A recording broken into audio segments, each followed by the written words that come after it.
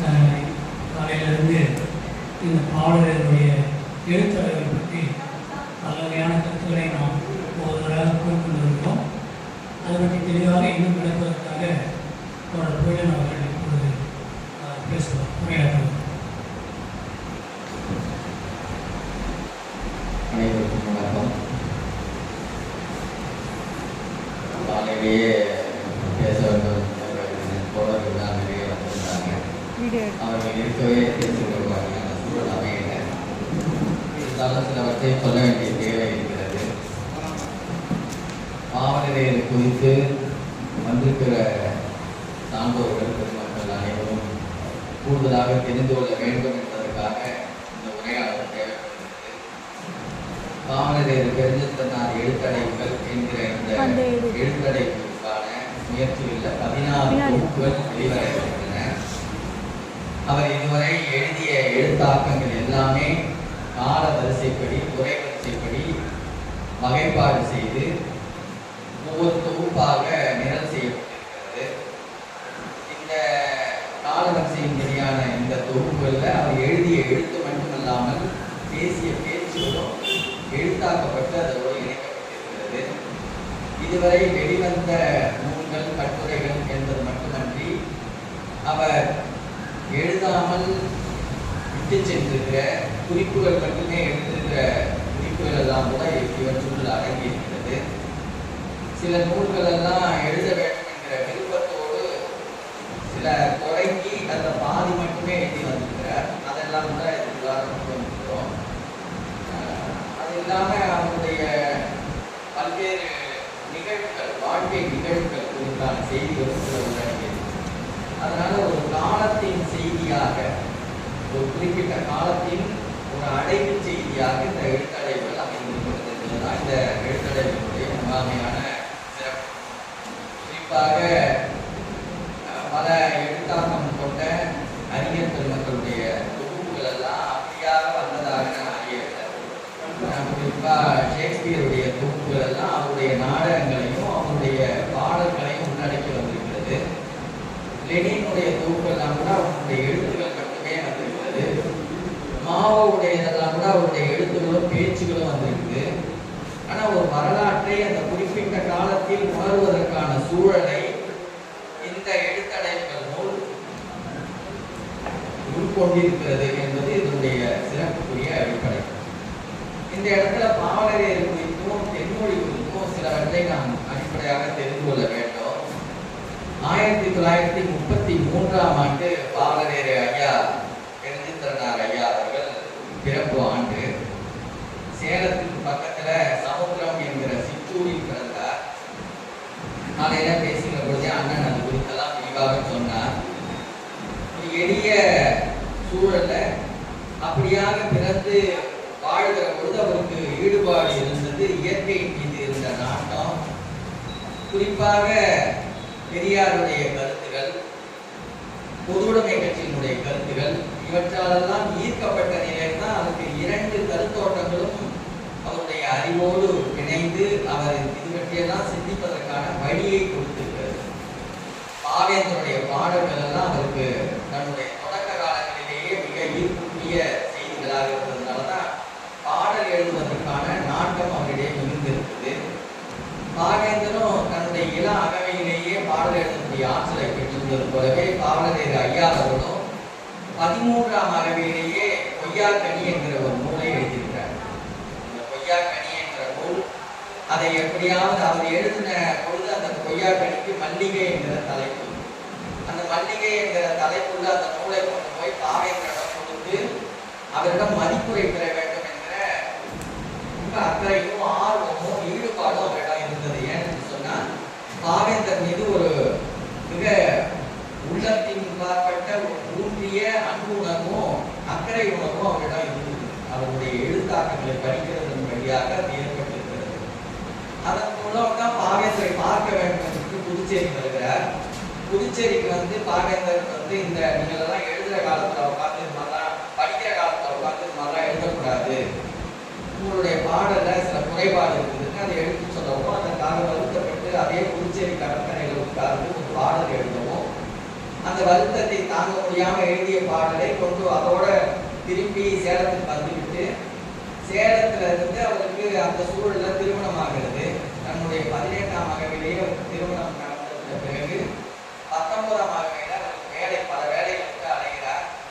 அப்ப அரசு வேலையாக நான்துறையில அடவித்துறைன்னு சொல்ற காட்டு இலாக்காவில் அவருக்கு அஞ்செட்டி என்ற ஊர்ல தகவல் மாவட்டத்துல வேலை கிடைக்கிறது. அந்த அஞ்செட்டி பகுதியில போய் வேலை செய்து கொண்டிருக்கிற பொழுதுதான் ஒரு வருவாய்க்குரிய பணி அது தன்னுடைய நூல்ல குறிப்பாக பொய்யாக்கனி நூல்லையும் புரட்சிப்பாளர் பாவேந்தர் என்கிற நூல்லையும் முன்னுரைகள் எழுதுறார். பாவேந்தரை பற்றியான ஒரு நேர்காணலை குறிப்பிடுகிறார். கொடுத்த வருவாய்க்குரிய என்னுடைய அந்த அரசு துறை பணியை நான் துறந்து விட்டு பாவேந்தருக்காகவே புதுவை நோக்கி வந்தேன் அதை குறிப்பிட்டிருக்கிறார்.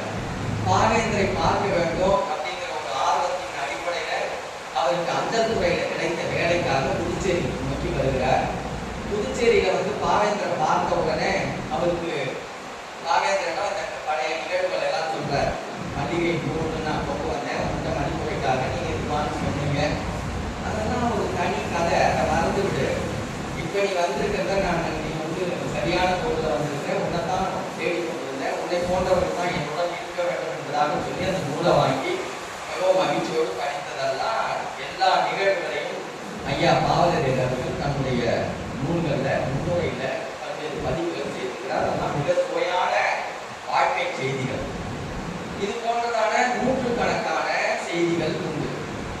அண்ணன் குறிப்பிட்டது போல ஆயிரக்கணக்கான செய்திகள் ஒவ்வொருவருடைய உள்ளங்களுக்குள்ளாரை புதைந்து கிடக்கிறது. அதை எண்ணுகிற பொழுது வீரிட்டு அழுகிறபடியான எண்ணற்ற நிகழ்வுகள் செய்திகள் எல்லாம் பலருக்கும் உள்ளுக்குள்ளாரை கிடக்கிறது. ஆனால் அவை காட்டிலும் அவர் என்ன காரணத்திற்காக என்ன நோக்கத்திற்காக உழைக்க வந்தார். 1959 அவருடைய 26ஆம் அகவை. அந்த 26ஆம் அகவையில தென்மொழின்னு ஒரு இதழ தொடங்குறார். 26ஆம் அகவையில நினைத்து பாருங்க, நம்முடைய ஒவ்வொருவருடைய வாழ்க்கையிலையும் 26ஆம் அகவையில நம்முடைய பதிவுகள் என்னவாக இருந்தது என்பதை நம்ம நினைத்து பார்க்க வேண்டும். அப்பொழுதுதான் அந்த நிகழ்வுகள்ல அவருடைய ஈடுபாடுகளை சரியா விளங்கி கொள்ள முடியும்.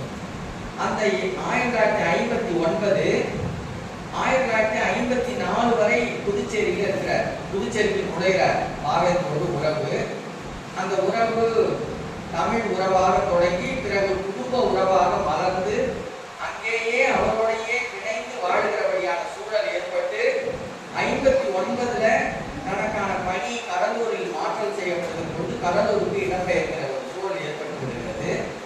கடலூர்ல 1959 தான் இந்த தென்மொழி தொடங்கப்படுகிறது.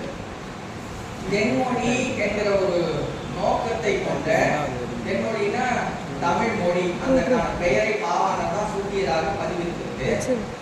அப்படி ஒரு தமிழ் மொழியினுடைய விடிவுக்காக, மொழி உரிமைக்காக, மொழி வழியான இன உரிமைக்காக, இன வழியான இந்த நாட்டை உரிமைக்குள்ளாக்க வேண்டும் என்கிற நோக்கத்திற்காக ஒரு இதழை அந்த காலகட்டத்தில் ஏன் தொடங்க வேண்டும் என்று நாம எண்ணுகிற பொழுது அந்த காலகட்டத்தினுடைய புறச்சூழலும் நமக்கு தெரியணும். எல்லாமே, எல்லா கருத்துகளுமே, எல்லா ஆற்றல்களுமே கூட ஏதோ வானத்திலிருந்து ஒருவருக்கு தனித்த நிலையில் மூளைக்குள்ளார விழுந்து அதை எழுத்து வழியாக மாறுவதில்லை அப்படின்னு சொன்னா ஒவ்வொருவனும் திருஞான சம்பந்தர் பால் குடிச்சதையும் அவங்க 5 அகவையிலேயே பாட எழுத தொடங்குறதையும் நம்ம நம்பியாகும். அது உண்மை இல்லை. எப்படியோ ஏதோ கடவுள் வழியாகவோ ஏதோ ஒரு பெரு ஆற்றல் வழியாகவோ பிறப்பிலேயே அவருக்கு அந்த ஊட்டம் விட்டது அப்படின்னு ஏதோ ஒரு இடத்துல ஊட்டம் ஏற்பட்டு விட முடியாது. ஒரு அறிவு உருவாக்கத்திற்கு புறச்சூழல்கள் மிக அடிப்படையானது. அப்படியான புறச்சூழல் ஒன்று காலத்தால் நிலவி இருக்கிறது 1959. அந்த அரசியல் நிகழ்வு என்ன அப்படிங்கிறது தான் தென்மொழியினுடைய வெற்றி அமைந்திருக்கிறது. பாவலரேர்களுடைய சிறந்த செயல்பாட்டு உத்திகள், அவருடைய செயல்பாட்டு நோக்கங்கள் தான் ஏன் அதை நோக்கி மலர்ந்தன என்பதை நாம் அந்த இடத்துலதான் புரிந்து வரணும். 1959 பேராய கட்சி, காங்கிரஸ் கட்சி மிக செழுமையாக ஆட்சி செய்து கொண்டிருந்த காலம். திராவிட முன்னேற்ற கழகம் 1949 தொடங்கப்பட்டது. 1949 திமுக தொடங்குகிற பொழுது அதற்கு அடைந்தால் திராவிட நாடு இல்லையே சுடுகாடு என்கிற கண்ணோட்டம் இருந்தது. தேர்தல் அரசியலில் ஈடுபட வேண்டும் என்கிற நோக்கத்தை அவர்கள் வைத்திருக்கவில்லை. தந்தை பெரியார் அவர்களிடமிருந்து அவர்கள் வேறுபட்டு அரசியலிலே நுழைவதற்காகவே களம் காண போகிறார்கள். அந்த நிகழ்வுகள் எல்லாம் பார்க்கிறாரு ஐயா. ஆனா அப்போதெல்லாம் அவருக்கு இளமகவை தன்னுடைய வாழ்க்கை சூழல்ல அதையெல்லாம் கடந்து இந்த பார்வையோட வருகிறார். அந்த பார்வைக்கான தோற்றத்தை கொடுத்தெல்லாம் அண்ணன் காலையிலேயே விளக்கினார்.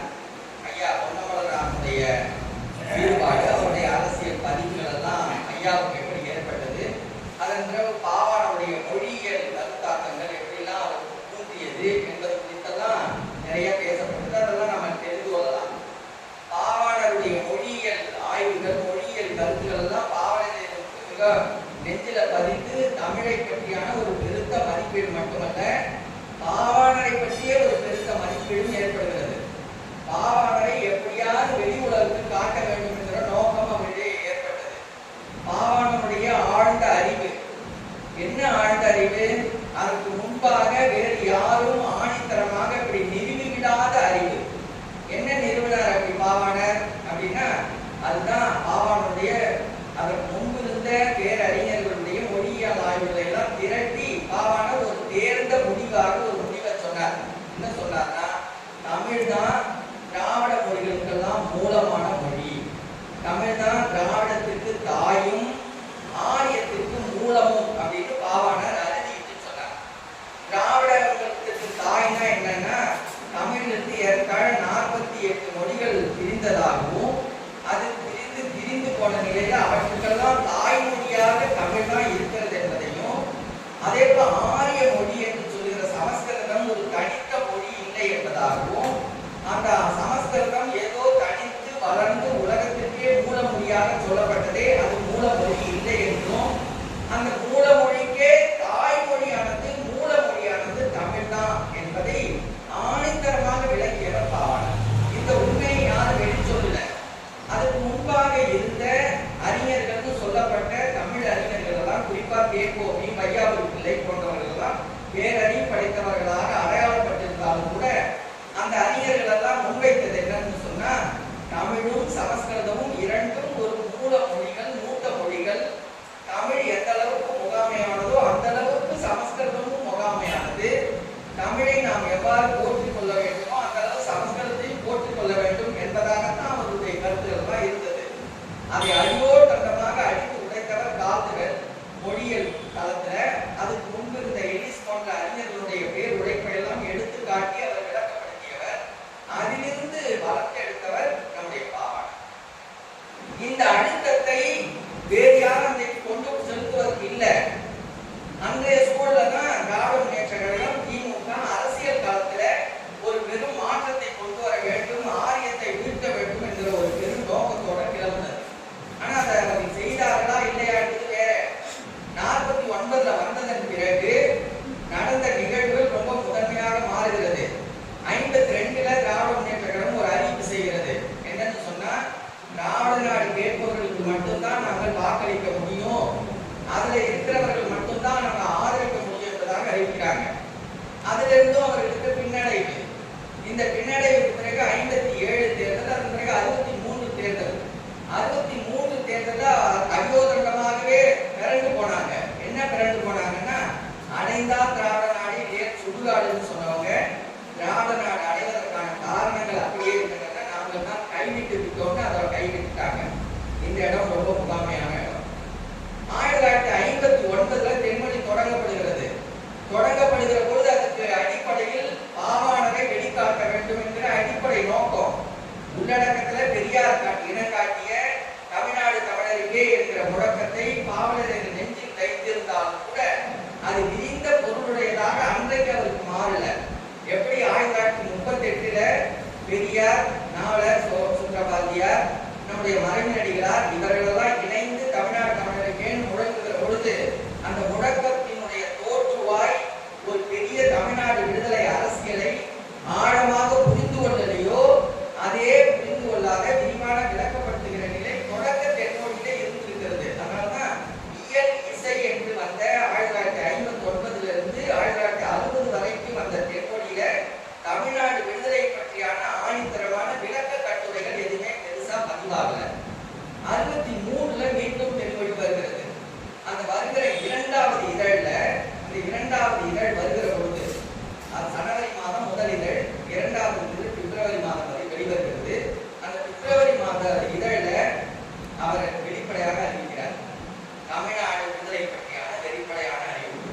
பிரிவினை வேண்டும், பிரிவினையை தவிர வேறு வழி இல்லை என்பதாக அந்த ஆசிரியர் உரை. அந்த ஆசிரியர் உரையில என்ன எழுதுகிறார்? அவங்க என்ன சொல்றாங்க? அதைத்தான் திராவிட நாடு எழுதுறத கைவிட்டு விட்டு திராவிட நாட்டிற்கான காரணங்கள் அப்படியே இருக்கின்றன, நாங்கள் தான் கைவிட்டு விட்டோம்னு திராவிட முன்னேற்ற கழகம் அறிவித்த நேரத்துல பாவலர் இந்த வரியை குறிப்பிட்டார். பெரும் புயலை அடக்குவதற்கு மீன் வலையை கொண்டு சுற்றி வளைத்து வீழ்த்த முடியுமா? நீங்க பெரிய சட்டம் வருகிறது என்பதற்காக நீங்க என்ன பண்ணிடக்கூடாது, தமிழ்நாடு விடுதலை கோரிக்கையை திராவிட நாடு விடுதலை கோரிக்கையை கைவிட்டு விடக்கூடாது. தமிழ்நாட்டினுடைய விடுதலை உணர்ச்சி என்பது ஒரு பெரும் புயல் போன்றதான உணர்ச்சி. அதை இந்திய அரசாங்கத்தினுடைய அரசியல் சட்டம் என்கிற மீன் வலை வளைத்து பிடித்து விட முடியாது என்பதை கடுமையாக எழுதியவர் பாவலர். ஆக திராவிட முன்னேற்ற கழகம் தன்னுடைய கோட்பாட்டில் கொள்கையில் நழுவிய பொழுது அதை தூக்கி புறந்தள்ளி விட்டு தமிழ்நாடு விடுதலை ஒன்றுதான் வழி என்பதை அடையாளப்படுத்தியவர் ஐயா பாவலர் இருந்தார். ஆக தென்மொழியினுடைய அடிப்படை நோக்கமே தமிழ்நாட்டினுடைய விடுதலை இல்லாமல் தமிழர்களுடைய வாழ் உரிமை என்பது தமிழ்நாட்டு விடுதலையில மட்டும்தான் அமைய முடியும் என்பதை இனங்காட்டியவர் பாவலர். அதை அரசியல் அளவில் செயல்படுத்த வேண்டும் என்கிற அடித்தத்தை பாவலர் ஒருவர் தான் கொண்டு வந்தார். அதுதான் அங்க அடையாளமே. அதுதான் திமுகவிலிருந்து தென்மொழி இயக்கம் தனித்து இயங்குவதனுடைய அடிப்படை வேறுபாடு. அதற்கு முன்பு சொல்லப்பட்ட தமிழிய உணர்வுகளை எல்லாம் திமுக கொஞ்சம் கொஞ்சமாக வாங்கியிருந்தாலும் கூட அதை முழுமையாக செயல்படுத்துகிற செயல் திட்டம் திமுகவிடம் இல்லாததற்கு என்ன காரணம்னா அவங்க தமிழ்நாடு விடுதலையை அழுத்தமாக சொல்லவில்லை என்பதுதான். அந்த சொல்லாத நிலையில தான் திமுக வளர்கிறது.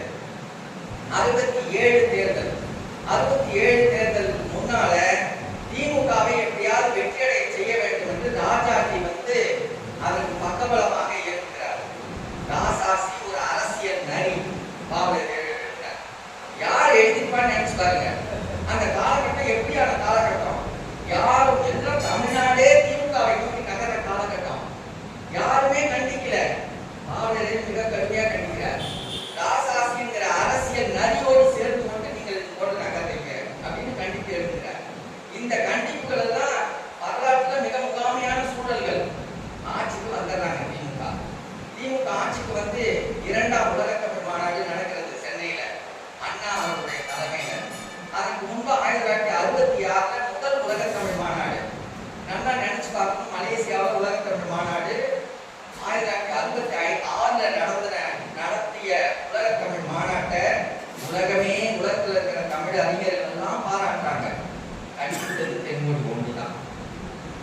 தென்மொழி ஒன்றுதான் அது கண்டித்து எழுதப்பட்டது. இது என்ன உலகத்தமிழ் மாநாடு? இந்த உலகத்தமிழ் மாநாட்டுக்கு தமிழ்நாட்டில இருந்து எண்ணற்ற அறிஞர்கள் என்கிற பெயர்ல நூற்றுக்கணக்கான பேரை கூட்டிட்டு போறீங்க. அதுல ஒருவர் கொடவடா கொடவடா பேசக்கூடியவர். யாரும் சுற்றாத அதை கட்டுரை படிச்சா தெரியும். ஒருவருக்கு என்னென்ன தமிழ்னா என்னன்னே தெரியாது. ஒருவர் இவர்களை எல்லாம் அதுல ஒரு 10 பேரை இனம் சுட்டி காட்டிவிட்டு அதற்கு அடுத்தது சொல்றார். இவர்களை எல்லாம் அழைத்துக் கொண்டு போனதற்கு நீங்கள் ஒரு 10 தமிழாசிரியர்களை கூட்டிக் கொண்டு போயிருந்தீங்கன்னா அவர்கள் தமிழை பற்றியான விளக்கத்தை பேசியிருப்பார்கள் அப்படின்னு மிக கடுமையாக கண்டித்திருந்தார். ஆனா இந்த காலம் பேராய கட்சி ஆண்ட காலம், காங்கிரஸ் ஆட்சி நடந்த காலம், குறிப்பா பக்தவத்சலம் முதலமைச்சராக இருந்த காலம். இந்த காலத்தினுடைய மாநாட்டை கடந்து 1968 நடந்த 2ஆம் உலகத்தமிழ் மாநாட்டையும் கடுமையா கண்டிக்கிறார். ஆனா மாநாட்டுக்கு முன்பாகவே ஒரு கட்டுரை எழுதுறார். சில ஏடல்களை கொடுத்து நீங்க இந்த மாநாட்டை நடத்துறதாக திட்டமிடுறீங்க, இந்த மாநாட்டை இன்னென்ன வகையிலெல்லாம் நடத்த வேண்டும் என்பதாக பட்டியலிட்டு இதை இப்படிலாம் செய்ய வேண்டும் என்பதாக விளக்கப்படுத்தி விட்டார். ஆனா அது ஏற்கப்படல. ஏன் ஏற்கப்படல? ஏன் 1966 மாநாடு என்ன ஏன் அப்படி கொடவடாவா நடந்தது? இதெல்லாம் முதன்மையானது. இதெல்லாம் தான் தென்மொழியினுடைய வளர்ச்சிக்கு அடித்தளம். தென்மொழியை ஏன் பாவலர் அவர்கள் ஆணித்தரமாக கொண்டு வர வேண்டிய தேவை உருவானது என்று சொன்னா, அந்த வையாபுரி அந்த தேக்கோமி வகைராக்களுடைய அரசியல் தவறுகளை, மொழியியல் பார்வை தவறுகளை மிகவும் ஆணித்தரமாக உடைத்தெறிந்த ஒரு பெரும் அதிகார பொறுப்பை தென்மொழி பெற்றிருந்தது. அதுக்கு முன்னால இன்னொரு செய்தியை தெரிஞ்சுக்கணும். இதெல்லாம் தெரிந்து கொள்ள வேண்டிய விரிவான செய்திகள். நம்ம எவ்வளவு தெரியாம போனோம், எவ்வளவு அறியாமை நம்மிடம் இருந்தது என்பதை தெரிந்து கொள்வது இன்றைக்கான சூழல்ல மீண்டும் எப்படியான இடர்கள்லாம் நம்மை கவி கொண்டிருக்கிறது, அந்த சூழல்கள்ல இடர்களை நாம் எப்படி நகர்த்தி விட்டு எப்படி முன்னேறி செல்ல வேண்டும் என்கிற தெளிவு நமக்கு கிடைக்கும். 1919 சென்னை பல்கலைக்கழகம் ஒரு திட்டமிடுகிறது. சென்னை பல்கலைக்கழகத்துடைய அகராதி துவக்கப்படுகிறது. இன்னைக்கு வரைக்கும் தமிழ்நாடு அரசால் உருவாக்கப்பட்ட ஒரு பேர் அகராதி அகரமுதலின்னு சொல்லக்கூடிய லெக்சிகன், தமிழ் லெக்சிகன் சொல்லக்கூடிய அந்த பேர் அகராதி இன்னும் வரைக்கும் உருவாக்கப்படல. ஆனா 1919 உருவாக்கப்பட்ட சென்னை பல்கலைக்கழகத்துடைய பேரகராதி 1936 முடியறதுக்கு முன்பாகவே பாவாணர் அது குறித்தான கட்டுரை எல்லாம் எழுதுறாரு. சென்னை பல்கலைக்கழக அகராதியின் சீர்கழிகள் ஒரு சிறு நூலும் எழுதுறாரு. அதை தமிழையும் எழுதுறாரு, ஆங்கிலத்திலையும் எழுதுறாரு. ஏறத்தாழ 48 பக்கங்களுக்கு மேலான சிறு நூல் அது.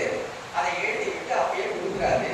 48 50 கொடுக்குறாரு. 60 தான் சிறு வெளியீடா வருது. 1960 தென்மொழி வரல. அந்த தென்மொழி வராத அந்த இடைக்காலத்துல அதை வெளியிடுறாரு அந்த நூலை. அதை அரசு கண்டுகொள்ளல.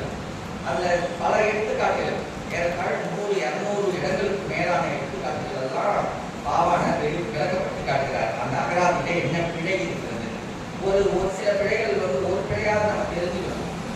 தமிழர் அப்படிங்கிறதுக்கு சென்னை பேரகராதி நம்மளுடைய நூலகத்தில் இருக்கு. நீங்க எடுத்து பாருங்க, 7 தொகுப்புகள் இருக்கும். அதுல 7 தொகுப்புல ஒரு இடத்துல தமிழர் அப்படின்னா ஒரு பொருள் எழுதணும்ல, அந்த தமிழர் என்பதற்கு 3 பொருள் எழுதப்பட்டிருக்கிறது. அந்த 3 பொருள்ல ஒரு பொருள் விளிம்பில்லாத தீர்த்த பாத்திரம் எழுதியிருக்காங்க. அதாவது டம்ளர் அப்படிங்கிறதுக்கு அது தமிழர் என்கிற பொருள்ல விளிம்பில்லாத தீர்த்த பாத்திரம். இன்னொன்று தமிழை தாய்மொழியாக கொண்ட மக்கள் அப்படின்னு பொதுவாக எழுதியிருக்காங்க.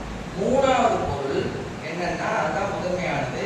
அதுல என்ன பறைய மொழியில தமிழ்ச்சாலையினர் அப்படின்னு குறிப்பிட்டிருக்கிறாங்க. பறையர்கள் அல்லாத தமிழ்ச்சாலையினர்.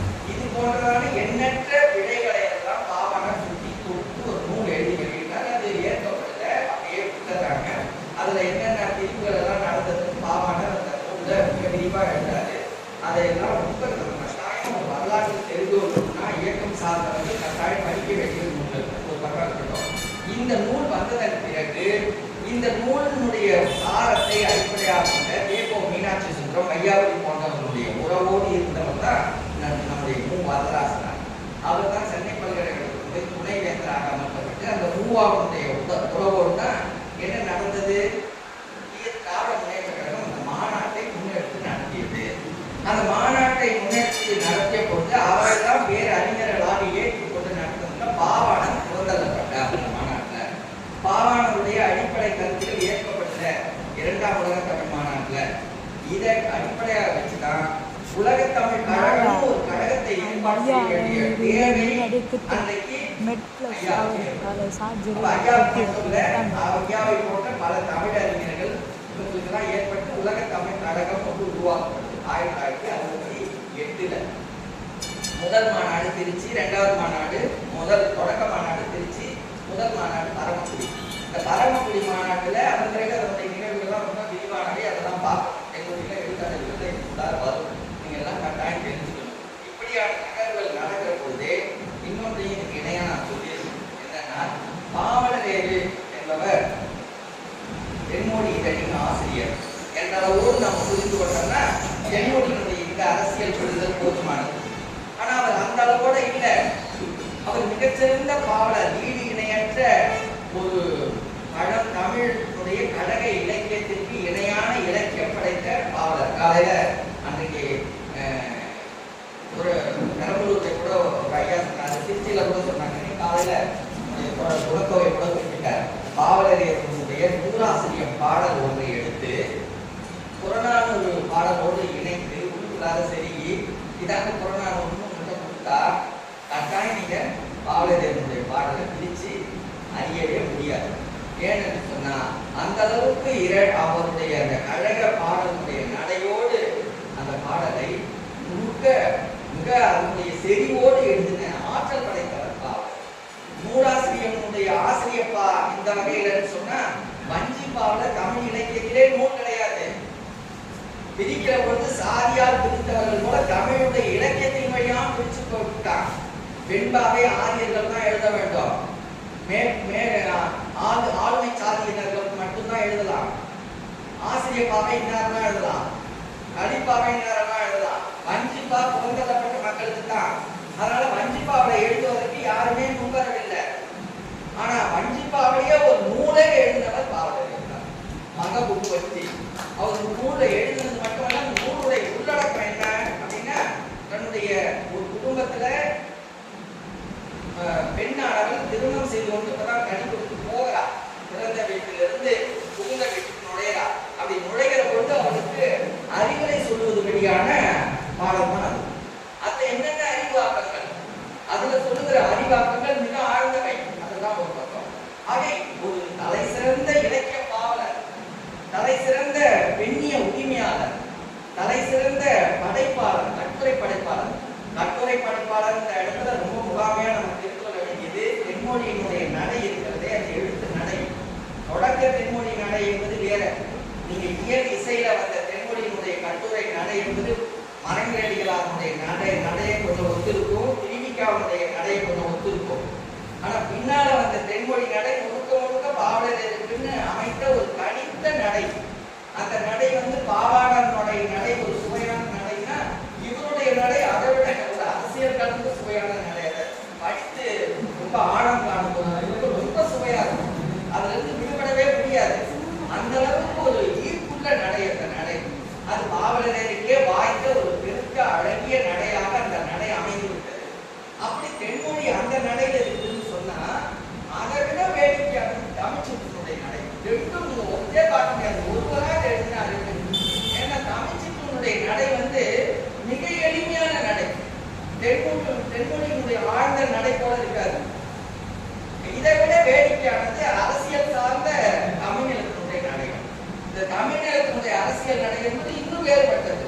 அந்த மூன்றையும் ஒரு காலகட்டத்துல ஒரே ஆசிரியர் எப்படி பகுத்து எழுதினார் அவருடைய கட்டுரையாளர் வெற்றி அமைந்தது. அதே போல அவர் ஒரு சிறந்த இதழியலாளர். ஒரு இதழியலாளர் தான் வடிவமைப்பு முதல் கொண்டு அட்டைப்படத்தினுடைய அச்சாக்கத்துல போடுகிற மை என்ன மையா இருக்கணும், அதுக்கு இணைவான மை என்ன, இது போட்டா எப்படி எப்படிலாம் வருங்கிறது தேர்ந்த ஒரு படைப்பாளியினுடைய கண்ணோட்டத்துல ஒரு ஓவிய நலன் சார்ந்த ஒரு ஈர்ப்பு இருந்தாதான் கொண்டு வர முடியும். கலைநுட்பம் இருந்தாதான் கொண்டு வர முடியும். அப்படியான ஒரு தேர்ந்த இதழியலாளர். இப்படி எண்ணற்ற திறன் வேணும். இந்த திறன்கள் எல்லாம் விடுபடாம தான் அந்த அரசியல் நம்மளோட இயங்குறாரு. அதுதான் ரொம்ப முதன்மை. அவர்கிட்ட இருக்க எந்த திறன்களும் வேற்று திறன்களும். அதே போல 1965 இந்தியத்துக்காக சிறை போய் வெளியே வருகிற பொழுது ஐயை படைப்பு ஈடிணையற்ற ஒரு உளவியல் சார்ந்த ஒரு குழுவியல் தொடர்பான வாழ்வியல் படைப்பு. அந்த படைப்பு ஒரு தேர்ந்த அரசியலாளர் எழுத முடியுமா? அப்ப தேர்ந்த அரசியலாளர் நெருக்கி பிடிச்சு திராவிட முன்னேற்ற கழகத்தினுடைய வன்மையான ஆளுமை காலத்துல அதை கடுமையாக கண்டிக்கக்கூடிய செயல்பாடுடைய ஒரு அரசியலாளர் இப்படி ஒரு மென்மையான உளவியல் சார்ந்த கட்டுரை எழுத முடியுமா? தன்னுணர்வுன்னு ஒரு நூல், செல்ஃப் ரிலையன்ஸ் ஒரு ஆங்கிலத்துல எமர்சன் எழுதிய நூலினுடைய தமிழ் ஆக்கம். அந்த மொழிபெயர்ப்பு ஆக்கத்தை பற்றி எல்லாம் கூட நம்ம அறிந்து கொள்ள வேண்டியது. ஒரு மொழிபெயர்ப்பாளர் ஒரு எழுத்தினுடைய சாரங்களை மொழிபெயர்ப்பு வேற, அந்த எழுத்தினுடைய நடையை அப்படியே தமிழாக கொண்டு வருவது வேற. இது மொழிபெயர்ப்பு இலக்கியம்னே தெரியாதபடியான ஒரு தமிழ் பேர் இலக்கியமாக, உளவியல் இயக்கமாக, மெய்யியல் இலக்கியமாக வந்தது. மெய்யியல் சொல்கிற போது நம்ம இன்னொரு இடத்துக்கு வரணும். அவர் எல்லாவற்றுக்கும் மேலான ஒரு சிறந்த மெய்யியலாளர். கடவுள் பற்றியான கருத்து அவரிடம் உண்டு, அது வேற. ஆனா மெய்யியல் சார்ந்த கண்ணோட்டங்கள் அவர் எழுதிய மெய்யியல் கட்டுரைகள் ஈடுணையற்றவை. வேற யாருமே தமிழில் அப்படியான ஒரு மெய்யியல் போக்குகளை வெளிச்சொல்ல முடியாத போது நீங்க திருமூலத்தினுடைய படைப்புகளை பார்க்கலாம். ஆனாலும் அந்த ஆழங்களை கடந்த மெய்யியல் சித்தனுடைய பாடல்களுடைய உள்ளடக்கங்களுடைய சாரங்களை கொண்டிருக்கலாம். ஆனா நடையில உயர்ந்த நிலைக்கு கொண்டு போய் காட்டுது.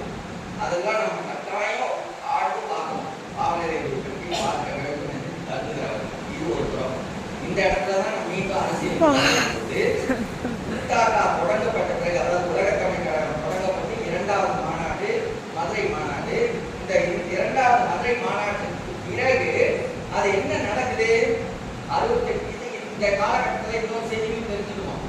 திமுக ஆட்சிக்கு வந்த உடனே நம்முடைய காவலர்களுடைய இந்த அழுத்தமான செயல்பாடுகளை அவர்கள் ஏற்றுக்கொள்ள முடியல.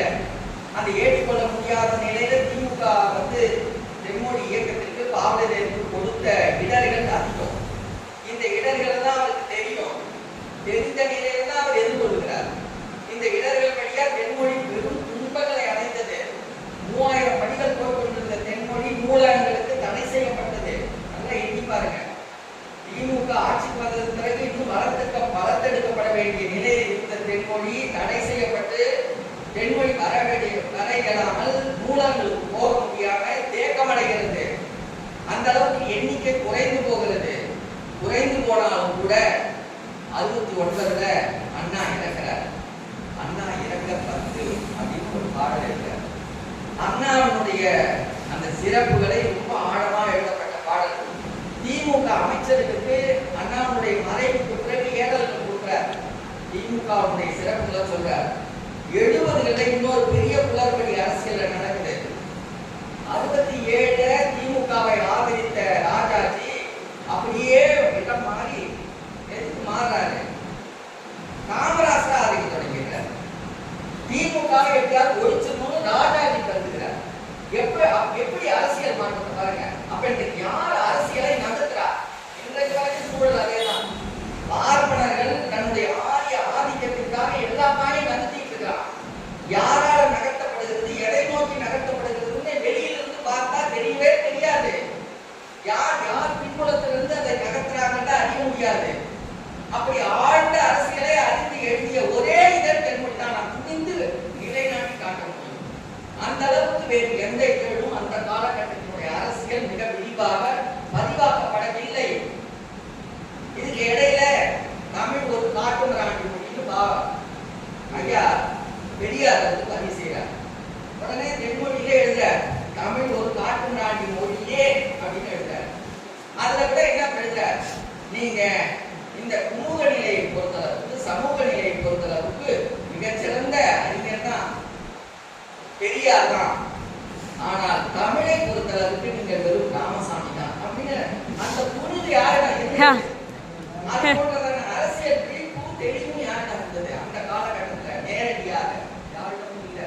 பெரியார் ஏற்றுக்கொள்கிறார் எதை வைத்துன்னா, மறுநாள் விடுதலையில காவலர்களுக்கு கண்டிச்சு ஒரு கட்டுரை வருகிறது.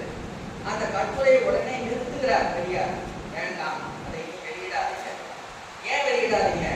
பெருஞ்சித்திரனாரை பற்றி எனக்கு தெரியும், அவருடைய நோக்கங்கள்ல அதை வெளியிடாதீங்க. இந்த பதிவு செய்திருக்கிறார் காவலர்கள். இப்படியான நகர்வுகளோடு அரசியல் நகர்கிறது தென்மொழியினுடைய அரசியல். 69 70ல உலகத்தமிழ் கழகத்தினுடைய அரசியல் கூடாக்கம், உலகத்தமிழ் கழகத்திலிருந்து நடைமுறைகளில் சில தேக்கங்கள், அதெல்லாம் பார்க்கணும். 72 73 தமிழக விடுதலை மாநாடுன்னு தமிழ்நாட்டுடைய வரலாற்றிலேயே வேறு யாரும் செய்யாத ஒரு பெரும் சிறப்பு அடையாளங்களை காவலர்களுக்கு நடத்தி காட்டார். 72ல திருச்சியில தமிழக விடுதலை தென்மொழி கொள்கை செயற்பாடு மாநாடு, தமிழக விடுதலை மாநாடுன்னு அறிவிப்பு செய்யறார். 73ல மதுரை மாநாடு. மதுரை மாநாடு முன்பா எல்லாரையும் பேசத்துக்கு அழைக்கிறார். பெரியாரும் அழைக்கப்படுகிறார். பெரியார் வர மாநாடு ஊர்வலம் நடக்கிறது. பேரணி நடக்கிற பொழுது இந்த வண்டியை கொண்டு வந்து நிறுத்துறார். ஐயா காவலர்கள் அவர்கள் போறாங்க, விரைவா போறாங்க. போய் பெரியாரை பார்த்தோம்னா மகிழ்ச்சி, நீங்க எல்லாம் நடத்துங்க, பேரணி நடத்த முடியட்டும், சிறப்பா மாநாடு தொடங்கட்டும், நான் அருப்புக்கோட்டை நிகழ்ச்சிக்கு போயிட்டு திரும்பி மாநாட்டுக்கு வருகிறேன்னு போயிடுறாரு. இதுக்கிடையில சிறைப்படுத்தப்படுறாங்க. சிறைப்படுத்தப்பட்டு உள்ள போன பிறகு மீண்டும் மறுநாள் தடை மீறிய மாநாடு, அதுல 11 பேர் சிறைப்படுத்தப்படுறாங்க. அப்ப திராவிட முன்னேற்ற கழகத்தினுடைய ஆட்சி சிறையில இருக்கிறவர்களை நேரடியாக கேட்கிறாங்க. அமைச்சர் சொல்ல இருந்து என்னன்னு, நீங்க தமிழ்நாடு விடுதலை பற்றி எழுதி கேட்கல, நாங்க மாநில சுயாட்சி கேட்கிறோம்னு நீங்க சொல்லுங்க, எழுதி கொடுங்க, நாங்க உங்களை விட்டுறோம். நான் கேட்பது தமிழக விடுதலை தான். பல இடங்கள்ல பதிவு செய்கிறார். பிரிவினை தவிர வேறு வழி இல்லைன்னு சொன்னவரு வேறு யாரும் இல்லை, நாங்கள் தான் இருக்கிறார் ஒரு ஆசிரியர். தலைப்பே தான், வேறு யாரும் இல்லை, நாங்கள் தான். யார் விடுதலை கேட்கிறா அப்படின்னு கேட்கிறாங்க ஒரு கேள்வி. யார் இந்த தமிழ்நாட்டு விடுதலை கேட்கிறா? வேறு யாரும் இல்லை, நாங்கள் தான் கேட்கிறோம்.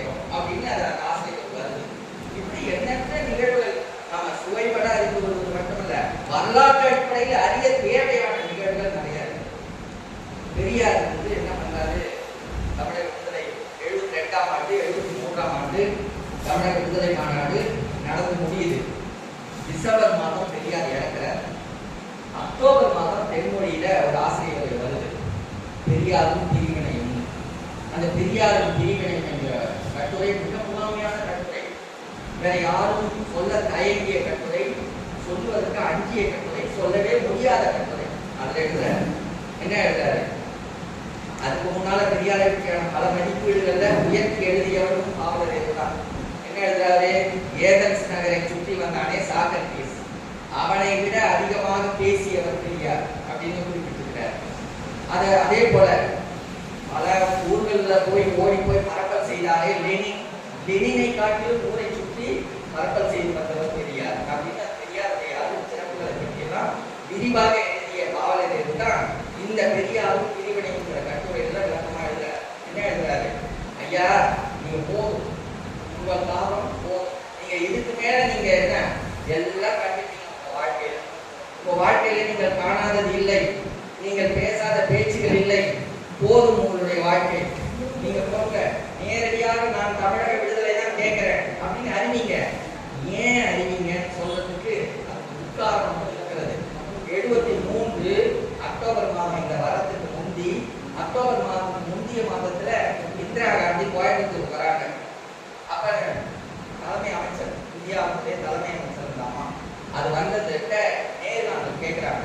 என்ன கேட்கிறாங்கன்னா, பெரியார் இதுல வந்து ரொம்ப கண்டிச்சு பேசியிருக்கிறாரு, அதை பற்றி உங்களுடைய கருத்து என்ன அப்படின்னு அந்த அம்மாட்ட கேட்கிறாங்க கேள்வி. அதுக்கு அந்த அம்மா சொன்ன விடை ரொம்ப வேடிக்கையான விடை. பெரியாரா யார் அவரு, பெரியாருக்கு வந்து ஒரு இயக்கம் இருந்தார் தமிழ்நாட்டில், அவர் ஒரு பெரிய ஆற்றலாளரா அவர் சொல்லி நாளைக்கு எனக்கு எல்லாரும் ஆகுமா அப்படின்னு ஒரு நையாண்டித்தனமா சொல்லிட்டு போயிடுறாங்க. அதை தான் எடுத்து எழுதார் பெரியார். இதன் மூலம் உங்களுக்கு அந்த நெருடல் ஏற்பட்டதோ இல்லையோ, அதற்கான அந்த அம்மா பேசிவிட்டார்கள், நீங்கள் வருந்தினீர்களோ வருந்தவில்லையோ, நீங்கள் வருந்திருக்க மாட்டீர்கள் என்று எனக்கு தெரியும், நீங்கள் வருந்தினீர்களோ இல்லையோ எனக்கு நெஞ்சத்தை கைப்பது போயிருக்கிறது. நீங்கள் உங்களுடைய கொள்கை செயற்பாட்டினுடைய கால அளவு கூட அகவை இல்லாத இந்திரா காந்தி உங்களை இந்த அளவுக்கு இழிவுபடுத்தி பேசுவதில் எனக்கு மிக பெரும் தாக்கம் ஏற்பட்டிருக்கிறது. நீங்கள் உடனடியாக அந்த அம்மாவுக்கு அறிவிக்க வேண்டும் என்று சொன்னால் தமிழ்நாட்டினுடைய விடுதலை அறிவிப்பை உடனடியாக நீங்கள் செய்தாக வேண்டும். விளைவு என்ன, நீங்கள் சிறைப்படுத்தப்படுவீர்கள், சிறைக்குள்ளார நீங்கள் இறந்து கூட போகலாம். நல்லது, நீங்கள் இறந்து போனதுன்னா உங்களுடைய தொடர்பாளர்களாக நாங்கள் இந்த விடுதலையை முன்னெடுத்து செல்கிறோம், நாங்கள் போராடுகிறோம், தமிழ்நாடே போராடும், நீங்க கவலைப்பட வேண்டாம், இது இருக்க. ஆனா நீங்க அறிவிங்க, உடனடியே அறிவிங்க பத்தி அந்த இறுதி பத்தியில சொல்கிறார். உங்களுடன் இருப்பவர்கள் உங்களின் பிரிவினையைத்தான் எதிர்பார்க்கிறார்களே ஒழிய இந்த நாட்டின் பிரிவினை பற்றி அவர்களுக்கு கவலை இல்லைன்னு ஒரு வரி எழுதியிருக்கிறார். யாராவது எண்ணி பார்க்க முடியுமா? நடந்த நிகழ்வு திராவிடர் கழகத்துக்குள்ளார இது அன்றைக்கு யாருக்காவது தெரியுமா? தெரிஞ்சாலும் சொல்லி இருப்பார்களா? அதை சொல்லுவதற்கு ஒரு உள்ள துணிவு வேண்டாமா? இதை சொன்னவர் பாவலர், எழுதியவர் பாவலர். அதோட விட்டுடல, நம்ம அண்ணன் அவர்களையும் அன்றைக்கு தென்மொழியினுடைய அமைச்சராக இருந்த அரணந்தோட இருவரையும் போய் அன்றைக்கு பெரியார் வந்து அதே அக்டோபர் மாதம் கடலூர் வந்தவர்கிட்ட போய் இதை படிச்சு காட்ட சொல்றாரு. இந்த 2 பேரும் படிக்கிறாங்க. முழுமையா பெரியார் அவர் எல்லாத்தையும் கேட்டுட்டு, எனக்கு இதெல்லாம் தெரியும், நீங்க போய் ஐயா சொல்லுங்க, நான் சென்னை போனோம்னா அறிவிப்பேன் சொல்லுங்க. 73 டிசம்பர் மாதம் சென்னைக்கு திரும்பின உடனே இறுதி பேருரை டிசம்பர் மாதத்துடைய 19ஆம் நாள் பேச்சு. ஆனா இறுதி பேருரை, அந்த இறுதி பேருரையில அவர் பேசிய பேச்சு கட்டாயம் எல்லாரும் படிச்சு பார்த்தோம்னா பாவலரேறுடைய எழுத்து தாக்கம் பெரியாரை எந்த அளவுக்கு தாக்கியது என்கிற பேச்சை அதுலதான் சொல்றார். 2000 ஆண்டு 2000 கிலோமீட்டருக்கு அந்த பக்கம் என்ற நீ யாரோ நான் யாரோ, உனக்கும் எனக்கு என்னையா தொடர்பு, எனக்கு நான் எதுக்கியா உனக்கு அடிமையாக இருக்கிறோம், இந்த நாடு எங்களுக்கு விடுதலை பண்ணி பேசாம பிரிச்சு விட்டு போயிடுங்களை நாங்க பார்த்துக்கிறோம் அப்படின்னு பெரியார் பேசிய பேச்சுக்கான அடித்தளம் அந்த இடத்துல. ஆக இதுக்கெல்லாம் எது அடித்தளம்? இந்த தென்மொழியினுடைய நோக்கம் எங்கேயாவது சிதைப்பட்டு எங்கேயாவது நெருடலா இருக்கிறதா, மாறி இருக்கிறதா, இடம் மறுக்கி இருக்கிறதா, யாருக்காகவாவது அணிஞ்சு கொண்டு தன்னை தளர்த்தி கொண்டு இருக்கிறதா அப்படின்னு பாத்தீங்கன்னா எங்கேயுமே இல்லை. இதெல்லாம் இடையில நடந்த நிகழ்ச்சிகள்லாம் நீங்க என்னென்ன ஏற்கனவே சொன்னது போல ஆயிரக்கணக்கான நிகழ்ச்சிகள் கொத்து கொத்தா நிக்குது. யாரும் கடலையாக சுண்டலாக கடலையாக சொன்னாங்க. அந்த பாடல் அண்ணாமலை நகர் அதிர்ச்சிங்கிற பாடல், அந்த பாடல் தான் வருகிறது.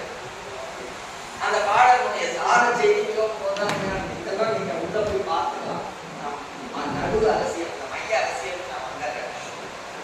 இது போன்றதான புற சூழல்கள் இருக்கக்கூடிய நூற்றுக்கணக்கான செய்திகள் உள்ளடக்கி இருந்தாலும் தென்மொழிக்குள்ளார, தமிழ்ச்சிக்குள்ளார, தமிழ் இனத்துக்குள்ளார, தமிழ் சுற்றுக்குள்ளார செயல்திறன் எழுதப்பட்டு அந்த நூல்கள் எல்லாம் நாங்கள்லாம் செஞ்ச தவறுகள்லாம் உள்ளார வந்து எப்படின்னா நாங்கள் அறியாம செய்கிற நிகழ்வுகள் இது மாதிரி பல நிகழ்வுகள் தவறுமா ஏதாவது செஞ்சுருவோம். அதை நீங்க சாடுவாரு இப்படிலாம் பண்ணீங்களப்பா, ஏப்பா இது செய்ய தெரியாதா, ஒரு செயலை எப்படி செய்யணும் தெரியாதாரா, ஏண்டா இதை எப்படி செய்யணும்ன்றது நாங்கள் சொல்லிட்டு அதெல்லாம் பேசியிருப்பாரு.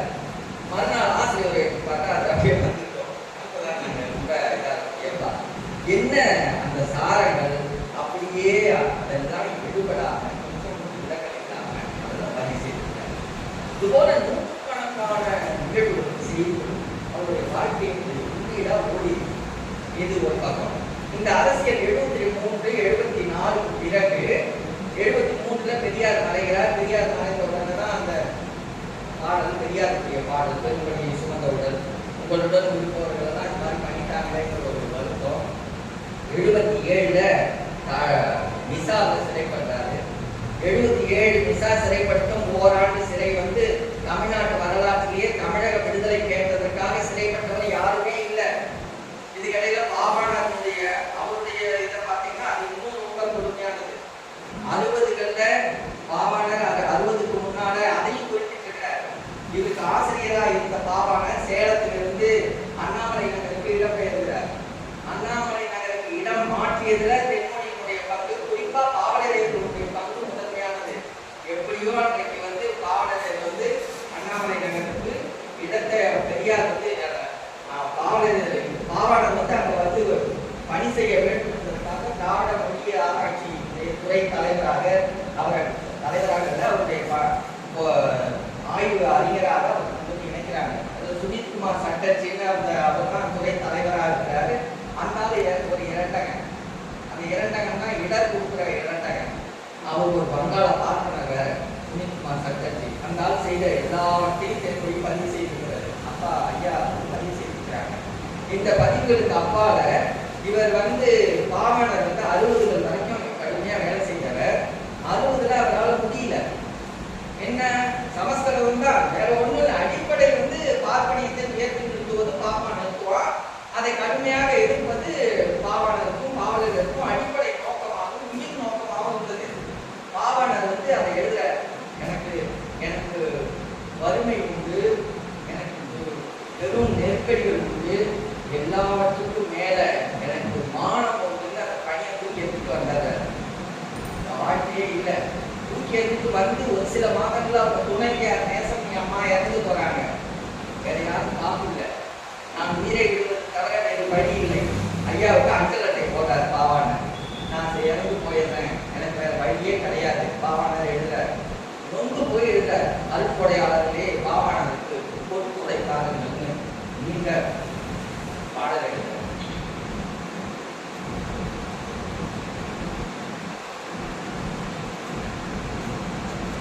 ஏகப்பட்ட நிகழ்வுகள், அதெல்லாம் சொல்லி மாறாத நிகழ்வுகள், அவ்வளோ நிகழ்வுகள் நடந்துதான் தென்மொழியும் பாவலரேரும் இந்த களத்தை உழுதுட்டாங்க.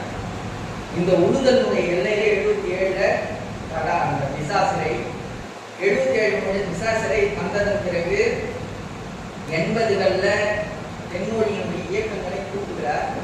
தென்மொழி தொடர்ந்து அவர் எழுதிட்டே வரார். தென்மொழி ஒரு இயக்கம், ஒரு இதழ் மட்டும் அன்று அப்படிங்கிறது அவருடைய அழுத்தமானது. தென்மொழி இயக்க தொடங்கலாம் கூட்டுறாரு.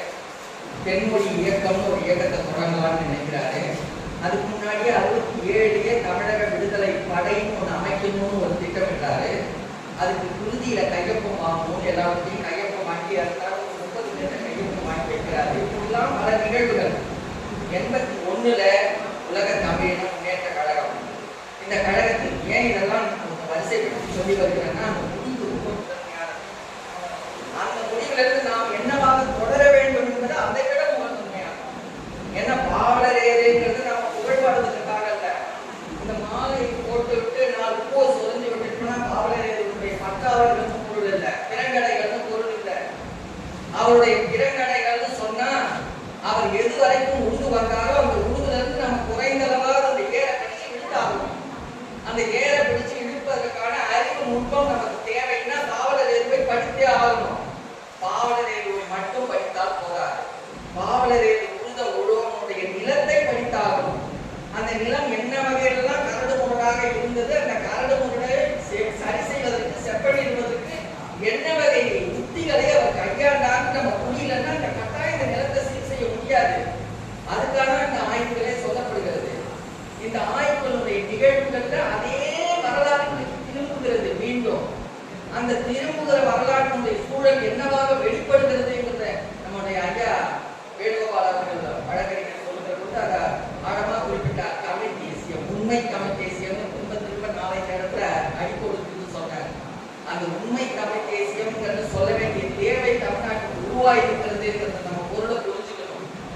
அப்ப அந்த உண்மை தமிழ் தேசம்ங்கிறதுக்கான காரணிகளை நாம் தென்மொழியை தேடுவதன் வழியாக 1959 இருந்து 1995 36 ஆண்டுகள்ல தென்மொழி உழைத்த உழைப்புகளுடைய வரலாற்று பதிவுகளை மீட்டெடுக்காமல் நாம் கட்டாயம் அடுத்த அடி எடுத்து வைக்க முடியாது. யாரா இருந்தாலும், எப்பேற்பட்ட ஆய்வாளர்களாக இருந்தாலும் அதை கடந்து போகாமல் அதை நிறை செய்ய முடியாது.